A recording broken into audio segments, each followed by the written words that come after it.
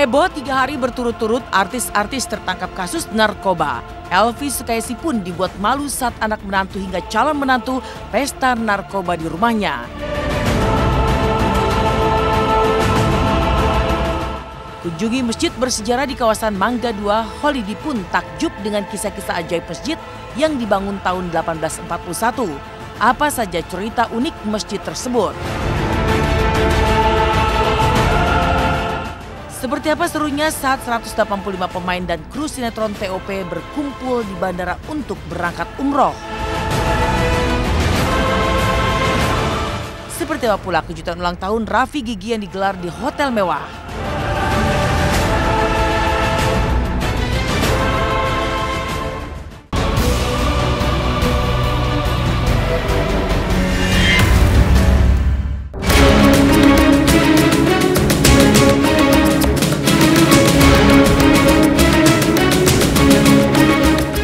Sepi dan seperti tak berpenghuni, seperti itulah kondisi terkini kediaman si Ratu Dangdut Elvi Sukaesih di kawasan Cawang, Jakarta Timur kemarin pasca heboh penggerebekan dan penangkapan 3 putra-putrinya bersama 1 menantu dan 1 calon menantunya Jumat dini hari lalu.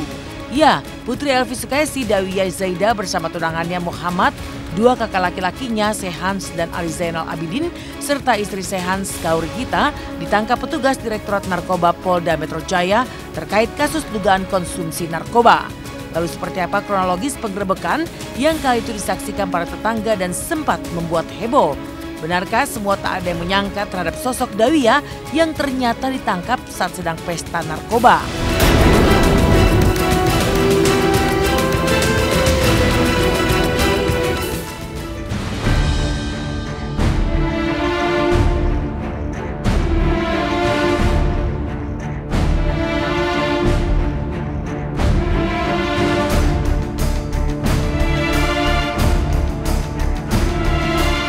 Itu waktu itu katanya sih malam, dengarnya gitu, katanya rumahnya digerebek gitu. Tuh malam Sabtu tuh kayak rame gitu kan, mobilnya keluar, jadi dikerumunin wartawan-wartawan begitu.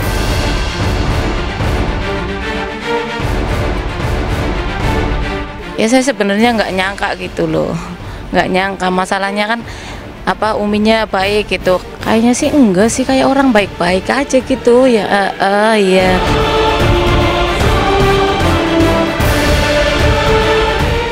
Miris, memprihatinkan dan juga membuat malu.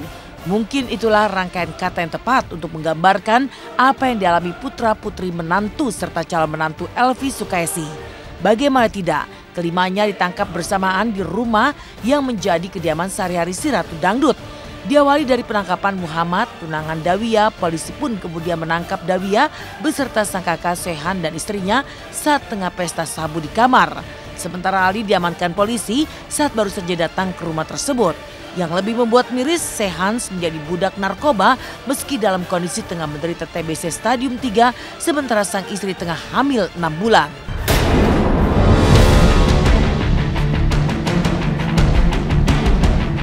Dan kita melakukan penggeledahan ke kamar sebelahnya, yaitu kamarnya D.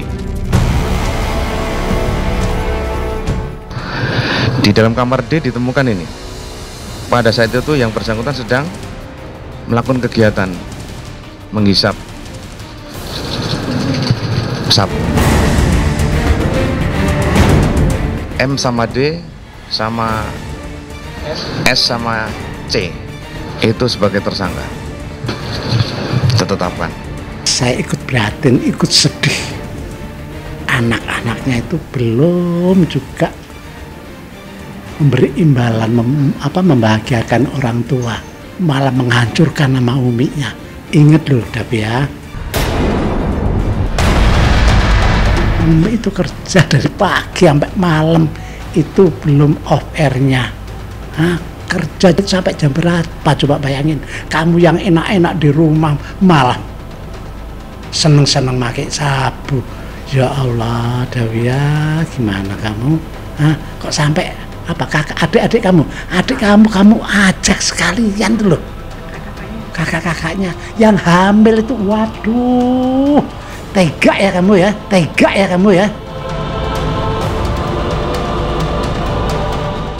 Dari sejumlah barang bukti yang diamankan polisi, barang bukti sabu-sabu yang ditemukan di kamar Dawia memang terbilang tak sedikit. Lantas benarkah selain pemakai, Dawia juga dicurigai sebagai pengedar sebagaimana sang tunangannya memang diincar polisi sebagai pengedar narkoba di kawasan Cawang, Jakarta Timur.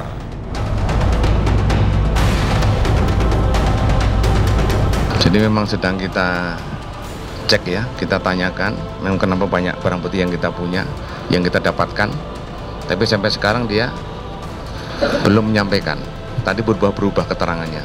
Sejauh ini memang faktanya barang bukti yang kita dapat totalnya itu hampir 1,29 gram.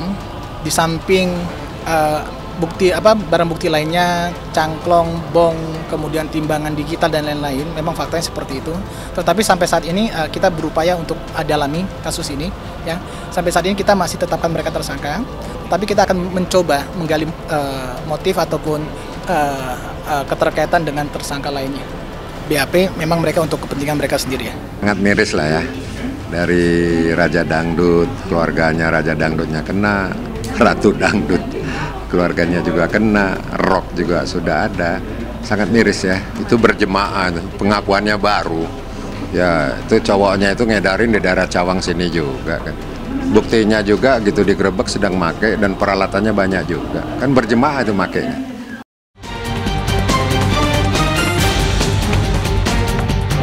Sementara itu Roro Fitria juga makin heboh pasca penangkapan dirinya. Hebohnya tak hanya tentang narkoba, tetapi kini muncul kabar terkait harta kekayaan dan juga darah bangsawan si Putri Kemayu tersebut. Lewat akun Instagram, seseorang yang mengaku sebagai saudara Roro mengungkap kebohongan Roro selama ini. Dalam coretannya, sang saudara dan keluarganya mengaku sudah muak dengan kebohongan dan pencitraan yang selama ini diusung Roro, utamanya terkait soal gelar bangsawan yang disandang, usianya yang ternyata sudah memasuki kepala 4, serta kekayaannya yang mencapai ratusan miliar rupiah. Menurut sang saudara, semua itu hanyalah akal-akalan semata dari Roro untuk menaikkan citranya. Lantas, benarkah Roro Fitria sejatinya bukanlah keturunan bangsawan dan juga bukan berasal dari keluarga kaya raya? Lalu apa kata pengacara kondang Hotman Paris Hutapea yang mengenal dekat Roro terkait kabar miring yang kini menerpa sang Putri Kemayu? Pertanyaan, dia bilang, ibu ini mengatakan ternyata Roro Fitria bukan orang kaya. Ya, jawaban saya tidak tahu kenyataannya kaya atau tidak. Waktu itu video berliannya puluhan miliar. Apakah itu punya dia dan apakah itu asli saya nggak tahu. Tapi memang berlian semua. Tanpa ada pengawalan polisi. Katanya berliannya hampir 50 miliar. Tapi memang sih mirip berlian semuanya. Jadi saya nggak bisa komentar apakah benar dia kaya atau tidak. Gitu Bu. Katanya gelar kebangsawanannya itu sebagian dari keluarganya, sebagian dari bangsawan lain. Kalau aku pernah menyentuh baru gua tahu dia sudah tua atau tidak. Ini belum. Yang mengaku-ngaku saudaranya Roro Fitria dan mengatakan bahwa Roro ini bukan bangsawan, terus Roro ini bohong masalah umur, terus kekayaannya didapat dari mana, itu saya udah sempat baca dan saya pikir udah ada jawaban dari alam, dan ternyata memang saya baca lagi di netizen yang lain komentarnya, kalau memang itu saudara kenapa ngomongnya bisa seperti itu kan udah suatu jawaban. Ya orang kan pasti ada yang suka, ada yang enggak, itu kan pasti Mbak Roro dari keluarga memang ada terahnya. Jadi kalau di Jawa ini kan istilahnya ada terah leluhur keturunan bangsawan, memang iya. Kalau setahu saya seperti itu. Kalau terus bangsawan dari mananya lencananya ini dari mana saya kurang paham itu.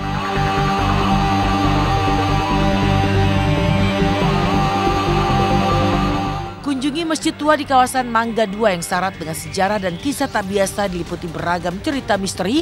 Seperti apa kesan aktor Kholidi Asadil Alam ketika berkunjung ke masjid buatan tahun 1841 tersebut. Pemirsa jangan kemana-mana, Intens akan segera kembali setelah yang satu ini.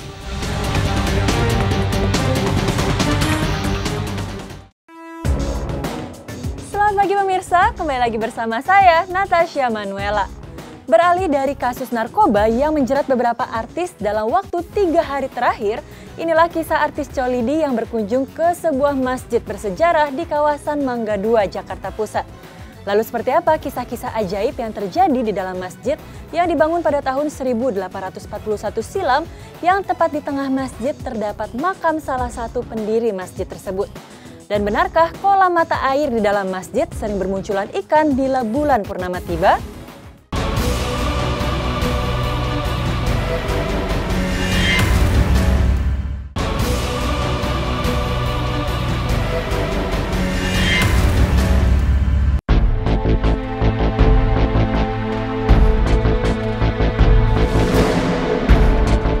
Aktor Holidi Asadil Alam, pemeran Azam dalam film Ketika Cinta Bertasbih, kemarin bersama tim Intens mengunjungi Masjid Nurul Abror Keramat yang terletak di Jalan Mangga 2 Dalam, Sawah Besar, Jakarta Pusat. Masjid tua yang berdiri sejak tahun 1841 tersebut memang syarat dengan sejarah sekaligus diwarnai beragam cerita yang di luar nalar.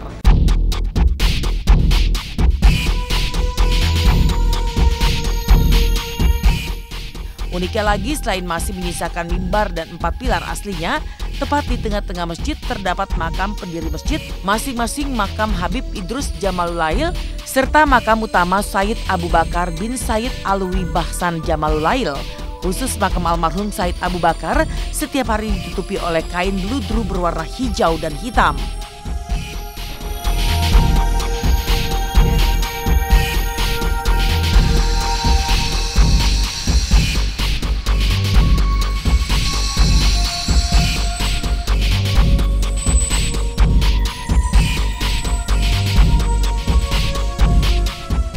Sekarang saya sedang berada di Masjid Nurul Abror di Mangga 2, Jakarta Utara. Dan Masya Allah ya, ini masjid juga punya sejarah yang banyak dan bermacam-macam. Nanti saya insya Allah juga akan didampingi oleh imam masjid sini ya, salah satu ustadz di masjid ini. Kita 841 itu menurut tulisannya gitu ya. Ini ada makam utama ya Ustadz ya, makam utama di masjid ini. Pejuang pendiri masjid ini gitu kan. Sayyid Abu Bakar bin Sayyid Alwi Jamalulail Al-Husaini. Jadi namanya Sayyid Abu Bakar bin Sayyid Abu Bakar. Ya, ini makam Sayyid Abu Bakar. Sayyid Alwi Jamalulail. Ya, assalamualaikum ahli kubur. Assalamualaikum ahli kubur. Selain keberadaan makam, di areal masjid ini pun terdapat kolam mata air. Saat awal-awal berdirinya dulu, kolam mata air ini menjadi tempat jemaah untuk berwudu. Cerita pun kemudian berkembang jika air yang keluar dari mata air ini berkhasiat untuk menyembuhkan berbagai macam penyakit dan kegunaan-kegunaan lainnya. Akhirnya warga pun berbondong-bondong datang dan mengambil air tersebut. Tak ingin mata air ini memantik kemusyrikan, pengurus masjid kemudian sepakat untuk menutup kolam mata air tersebut. Nah dulu waktu saya baru kemarin belum dibangun itu kalau sholat ngambil wudhunya di sini, dia turun dan dia ada tangganya. Dari sini ada satu, dari sini satu, dari sana satu, jadi 3. Oh jadi mungkin ini agak luas ya dulu? Ya luas 10, kira-kira ada 5 meter kali 7. Tapi dalam sekali kan sampai waktu itu. Ini jadi cuma ada lubangnya doang, menurut ceritanya katanya nembus di luar bata gitu. Pemirsa, kita tanya kepada Ustadz Khairuddin sekarang. Katanya karena air ini sebagian masyarakat dipercaya bisa menyembuhkan dan segala macam, akhirnya ditutup oleh pihak pengurus masjid ya Ustadz ya. Gitu. Itu gimana ceritanya, kebenarannya? Itu memang kalau dulu waktu belum ditutup tuh kalau orang datang sini banyak tuh membawa roti itu ya. Di sini kalau tengah malam, apalagi kalau bulan purnama, itu yang namanya air itu penuh ikan. Saya ngalamin di sini, saya kira bukan ikan, apa namanya sampah, nggak taunya ikan. Gitu. Jadi orang kepercayaan begitu bahwa air yang ada di sini kalau orang jarah tuh mesti bawa air itu katanya untuk menyembuhkan penyakit, lah untuk larisan dagang dan segala macam. Jadi menjurus kemusyrikan. Jadi akhirnya ya untuk pengamanan itu ya akhirnya sepakat jadi ditutup aja gitu. Untuk menghindari dari penyimpangan ketauhidan gitu kan atau kemusyrikan, jadi pengurus masjid lebih baik air ini ditutup gitu kan. Atasnya juga bisa buat sholat itu tambah. Buat sholat gitu kan. Cerita menarik lainnya terkait keberadaan Masjid Keramat Mangga 2 adalah keberadaan ular-ular belang yang akan muncul secara tiba-tiba dan mendekati orang-orang yang berbicara hal-hal yang kurang baik di areal masjid. Keberadaan dan kehadiran ular-ular misterius ini pun sempat dialami Ustadz Hoirudin. Lantas benarkah ada seorang jawara setempat yang akhirnya harus meregang nyawa lantaran dengan jumawa coba menangkap ular-ular misterius tersebut? Nah itu kalau datang ke sini, itu kalau ngobrolnya nggak keluar, itu ada yang ular yang langsung datengin itu gitu. Tapi nggak gigit, gitu. Jadi kalau pokoknya kalau ada orang ngomong yang nggak karuan gitulah, ngobrol masalah apa gitulah, yang nggak ada sangkut pautnya dengan ini, itu juga ular belang itu muncul gitu. Saya sendiri pernah, saya sama bapak saya gitu lagi ngobrolin apalah gitu, tahu-tahu di samping ular, tapi udah keluar ya udah. Ada orang yang sombong itu kan dulu kan ada orang yang sombong di sini, namanya orang katanya dia sakti, kemudian dia apa namanya tuh ada ular kecil katanya itu. Nah kemudian kata orang-orang tuh jangan itu ular, jangan itu. Nggak apa-apa, saya nggak apa-apa. Dipegang itunya nyatek katanya itu. Begitu habis dicatek nggak apa-apa. Begitu bawa ke rumah, kejang, bawa ke rumah sakit di tengah jalan meninggal. Itu dulu ada cerita kayak gitu, ada iya meninggal dunia itu ular itu. Jadi kayak mungkin ada karena itu kesombongan gitu. Setelah kisah dari masjid bersejarah di Mangga 2, maka setelah ini adalah kisah haru para pemain sinetron tukang ojek pengkolan yang beramai-ramai berangkat umroh kemarin. Seperti apa kisahnya?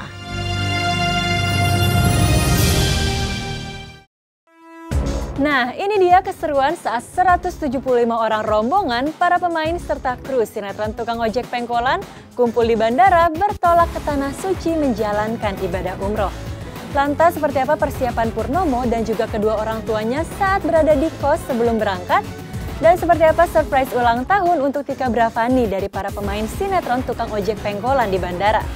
Dan bagaimana pula kemeriahan dari pesta pernikahan kedua Tommy Kurniawan di Serambi Mekah Aceh yang dihadiri oleh para sahabat-sahabat artis.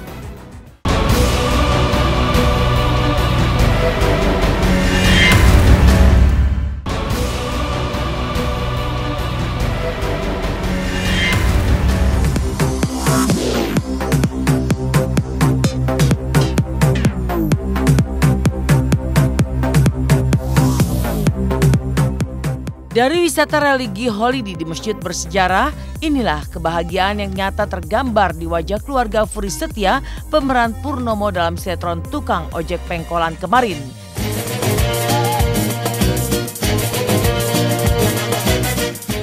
Di kamar kontrakannya, Furi bersama orang tua dan adiknya melakukan persiapan terakhir sebelum bertolak ke bandara menuju ke Tanah Suci Mekah. Lalu bagaimana kebanggaan penuh haru orang tua Furi lantaran bisa menjalankan ibadah umroh untuk pertama kalinya. Seperti apa kesibukan Mas Pur dan keluarga di kamar kos sebelum berangkat ke Tanah Suci? Nah pemirsa, alhamdulillah hari ini udah siap-siap packing, udah persiapan semuanya. Bapak saya, ibu saya, adik saya semuanya udah siap. Insya Allah mau melakukan perjalanan ibadah umroh ke Tanah Suci sama keluarga saya, sama keluarga besar tukang ojek pengkolan. Ini pengalaman saya pertama, saya umroh juga pengalaman pertama buat keluarga saya semuanya, pengalaman pertama. Ya, alhamdulillah hari ini bisa berangkat, dan untuk waktu menunggu yang singkat ini sebetulnya singkat ya, tapi pengennya terus segera berangkat ke sana gitu. Doa khusus terutama keluarga, untuk keluarga saya, kemudian untuk khusus Mas Puri juga ada disiapkan untuk kita berdoa, termasuk anak saya yang baru kuliah juga. Bangga, ya bangga. senang sekali. Mudah-mudahan dapat jodoh yang benar. Amin ya Allah.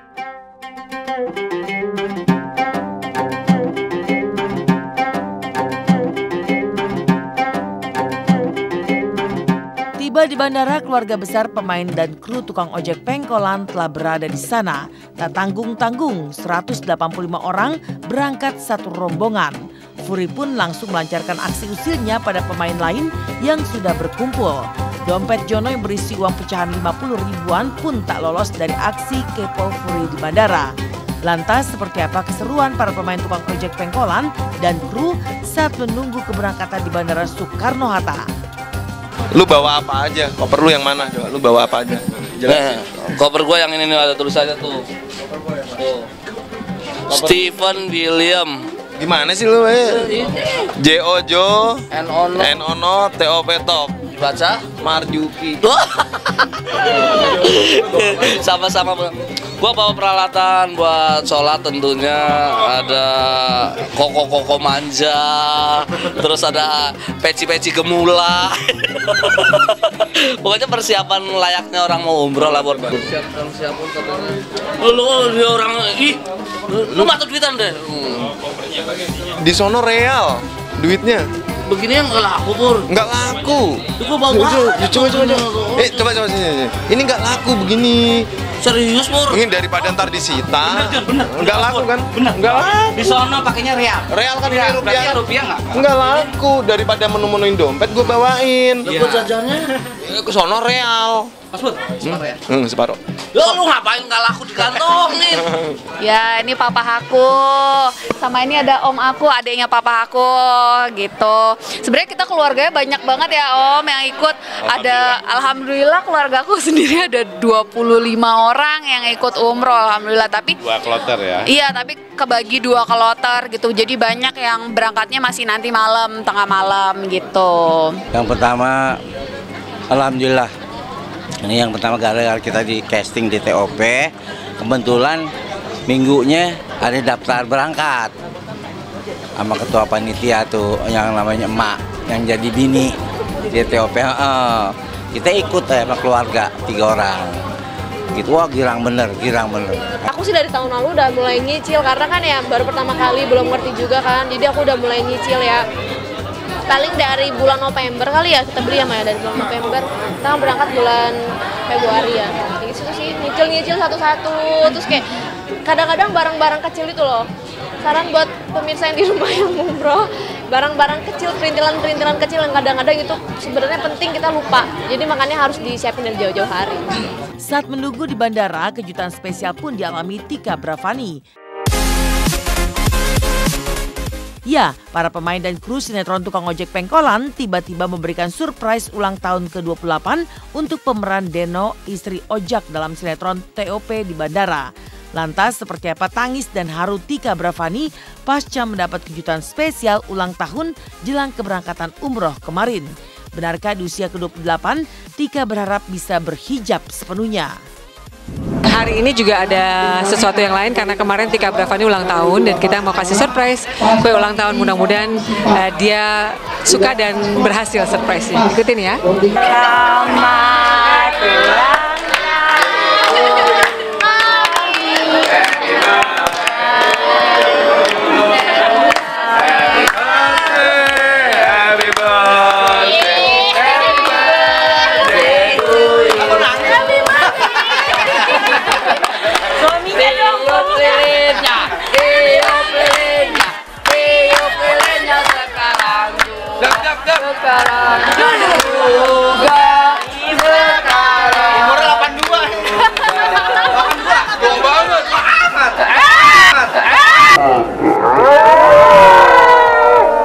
Selamat ulang makasih ya.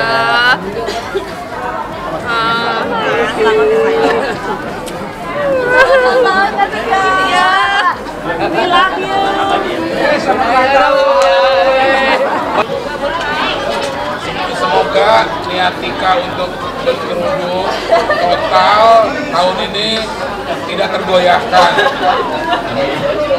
Umur baru sebenarnya buat aku sih ya lembaran baru gitu. Tinggal nanti mengisi umur 28 tahun itu sendiri mau dengan hal yang positif seperti apa gitu.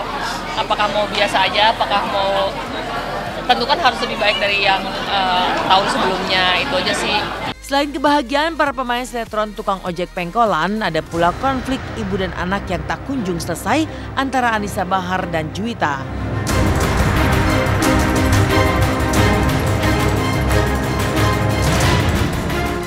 Merasa gagal mendidik putrinya itu, Anissa pun akhirnya datang kepada ibunya yang tengah sakit stroke dan terbaring untuk memohon ampun. Lewat ritual basuh kaki, Anissa pun memohon restu sang bunda untuk keputusannya. Dan mencengangkan, Anissa Bahar secara mantap menghapus nama Juwita dari kartu keluarga.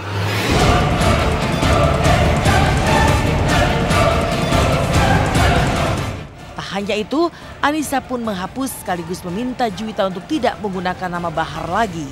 Benarkah Anissa tak lagi mengakui Juwita sebagai anaknya lantaran terlalu sakit hati?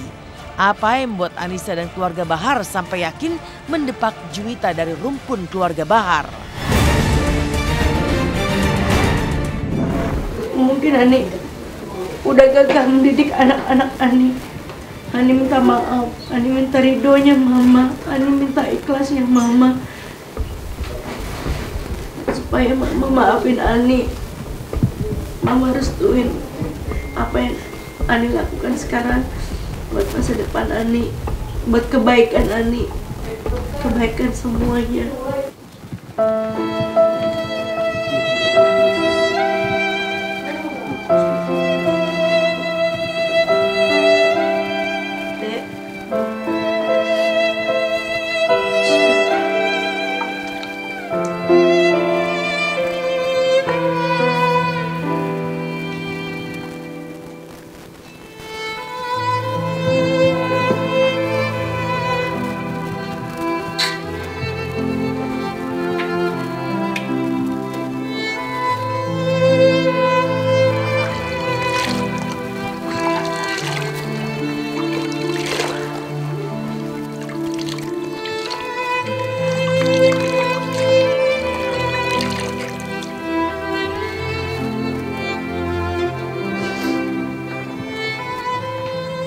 Ani tahu itu Mama udah berjuang buat kita, sekarang kita yang harus berjuang buat Mama.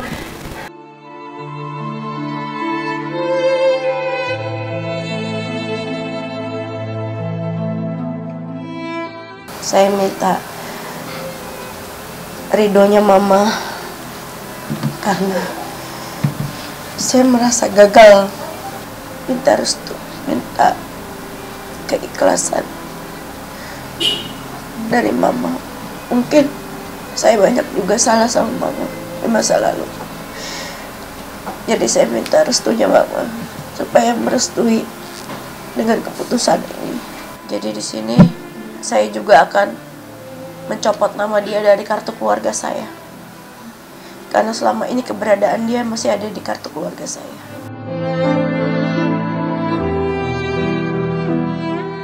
Yang pasti mulai saat ini, adapun yang berurusan dengan Juwita, bukan lagi urusan saya.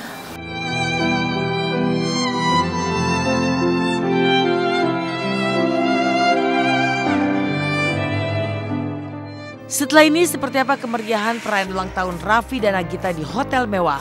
Dan bagaimana pula persiapan para kontestan Indonesian Idol menuju babak 8 besar nanti malam?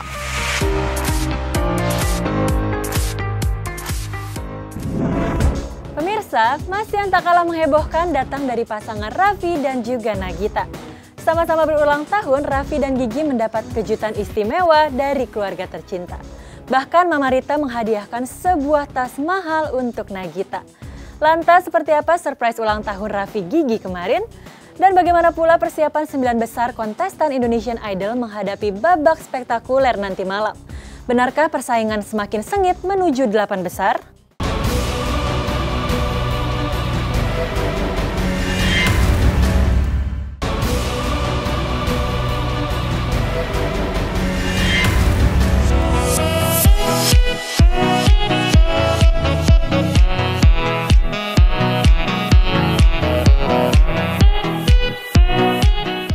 17 Februari kemarin menjadi hari spesial bagi pasangan Raffi Ahmad yang berulang tahun ke-31 dan Nagita Slavina yang ke-30 tahun.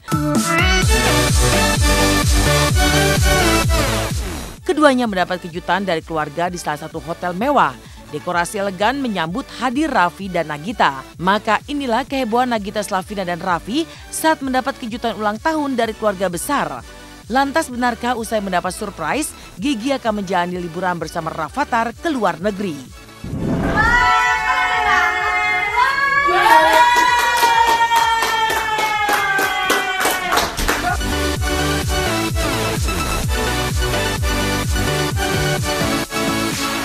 Kayaknya aku mau pergi sama Rafattar. Aku? Kan kamu kerja. Kayaknya kemungkinan gitu. Ulang tahun gak bareng. Netizen langsung Kan kamu kan kerja. Tak hanya berhiaskan dekorasi elegan di hotel mewah, di momen pertambahan usianya, Nagita pun mendapat kado istimewa dari Mama Rita, ibunda tercinta. Sebuah tas bermerek mahal dipersembahkan Mama Rita untuk putri tercinta yang disambut pelukan terima kasih Nagita. Happy birthday to you. Happy birthday, happy birthday. Mana kadonya di mana? Mana kadonya? Mana ternyata? Woi.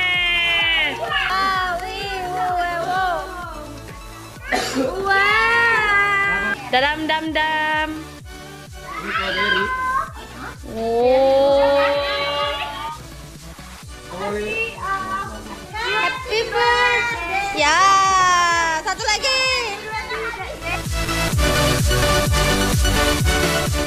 Dari kehebohan ulang tahun Raffi yang ke-31 tahun dan Nagita yang ke-30 tahun, inilah persiapan para kontestan Indonesian Idol menjejaki panggung top 9 spektakuler nanti malam dan menuju 8 besar.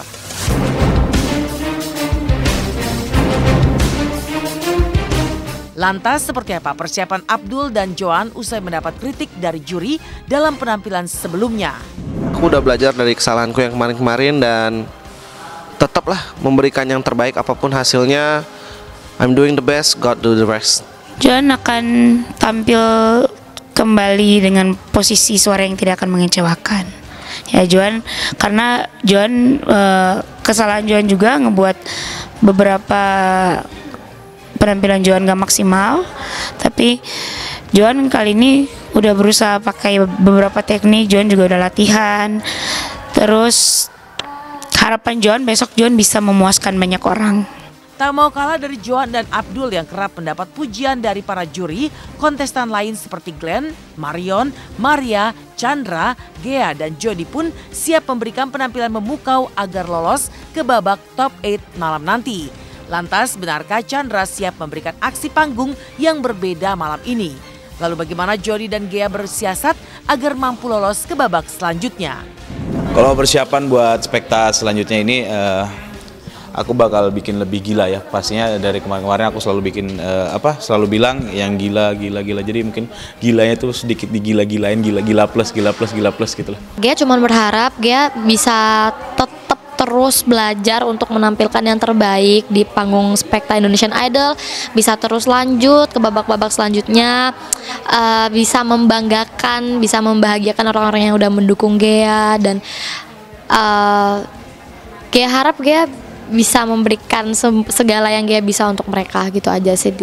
Untuk semuanya jangan lupa tonton Indonesian Idol setiap hari Senin jam 9 malam di RCTI. Oke.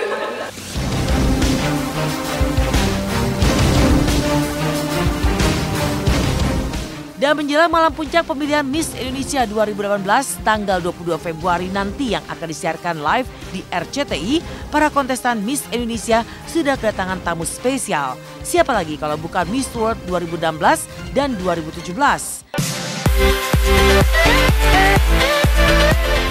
Tiba di Indonesia akhir pekan kemarin, 2 Miss World tersebut berharap bisa memberi motivasi kepada ke-34 finalis Miss Indonesia 2018 di malam puncak tanggal 22 Februari nanti. Lantas seperti apa antusias Manushi Shilar Miss World 2017 saat tiba di Indonesia untuk pertama kalinya? Benarkah Manushi Shilar dan Stephanie Dalfel Miss World 2016 dan 2017 sudah tak sabar berbagi pengalaman dengan kontestan Miss Indonesia 2018?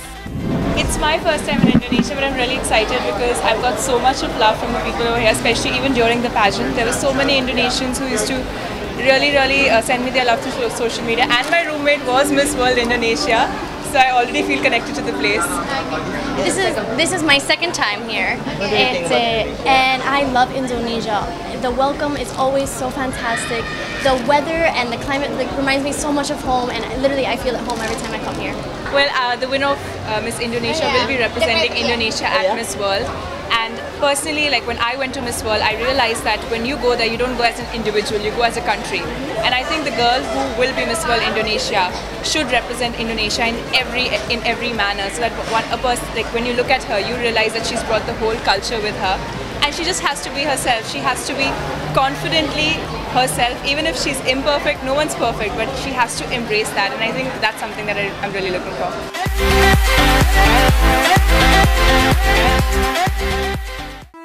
Siapa yang tak baper dengan kisah percinta remaja? Apalagi ada bumbu cinta segitiga. Dibintangi oleh Maxime Bauthier, Agatha Chelsea, dan juga Billy Davidson, saksikan Meet Me After Sunset mulai tanggal 22 Februari mendatang di bioskop kesayangan Anda. Demikian pemirsa, kabar terkini, terpercaya, teraktual yang kami sajikan hari ini. Terus saksikan Intens pukul 9.15 waktu Indonesia Barat, hanya di RCTI. Inilah 6 dari 34 finalis Miss Indonesia. Jawa Tengah, Jawa Timur, Jawa Barat, DI Yogyakarta, DKI Jakarta, Banten. Siapakah yang terpilih menjadi Miss Indonesia 2018?